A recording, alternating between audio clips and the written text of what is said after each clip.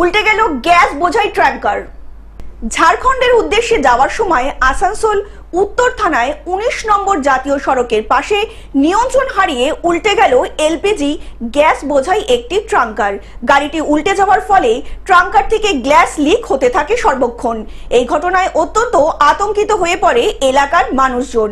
ঘটনা হয়েছিল একটা load gas LPG gas load tanker গাড়ি এবং একটা টাটা এসি দুটো গাড়ি ধানবাদ দিকে যাচ্ছিল। গ্যাস ট্যাঙ্কারটা নিয়ন্ত্রণ হয়তো হারায় এবং টাটা এসিটাকে ধাক্কা মারে এবং আগে যে গ্যাস ট্যাঙ্কারটা নিচে পাল্টি হয়ে যায় এবং যে টাটা এসি গাড়িটা ছিল ওটা ডিভাইডারে পাল্টি হয়ে যায়। গ্যাস ট্যাঙ্কার থেকে এখন গ্যাস বার হচ্ছে। ফায়ার ব্রিগেড, পুলিশ, কন্যাপুর ফাঁড়ি পুলিশ, নর্থ থানার বড়বাবু এবং হাইওয়ে আমরা সবাই এসেছি। গাড়িগুলোকে আমরা যথারীতি রেস্কিউ করার চেষ্টা করছি। আশা করি খুব তাড়াতাড়ি গাড়িগুলো রেস্কিউ হয়ে যাবে। কি অবস্থা রয়েছে এখন গাড়ি গ্যাস ট্যাঙ্কারের যে গ্যাসটা বার হচ্ছে লিকেজ করার জন্য যে কোম্পানি গ্যাস আছে তাদের লোক দুর্গাপুর থেকে আসছে, তারা ওর প্রথমে বন্ধ করবে এবং তারপরে আমরা গাড়িটাকে রিকভারি করার চেষ্টা করছি।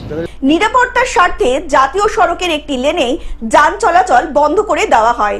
প্রত্যক্ষদর্শীরা বলেন সোমবার দুপুরে এলপিজি গ্যাস বোঝাই ট্যাঙ্কারটি টাটা এসইউভি গাড়িকে ধাক্কা মেরে নিয়ন্ত্রণ হারিয়ে জাতীয় সড়কের পাশে উল্টে গিয়েই এই বিপত্তি ঘটেছে। ঘটনাটা আমরা ফায়ার ব্রিগেডে কল দিয়েছিল, আমরা এসে দেখছি গাড়িটা উল্টে আছে আর এমনি গ্যাস একটা ইয়ে থেকে লিকেজ হচ্ছে। আর কি গ্যাস আছে মোটামুটি আমরা বললো যে এলপিজি গ্যাস।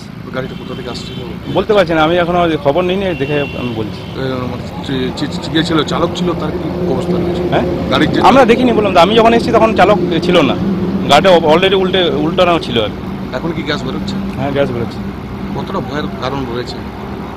ভয় তো এখন কি করে মানে বলবো, ভয় তো রিক্সি আছে, কোনো ফ্লেম ওইটা ফ্লেম যদি হয় তাহলে হয়তো আগুন লেগে যেতে পারে। আসানসোল থেকে সৌমিত্র গাঙ্গুলির রিপোর্ট, গ্লোব নিউজ।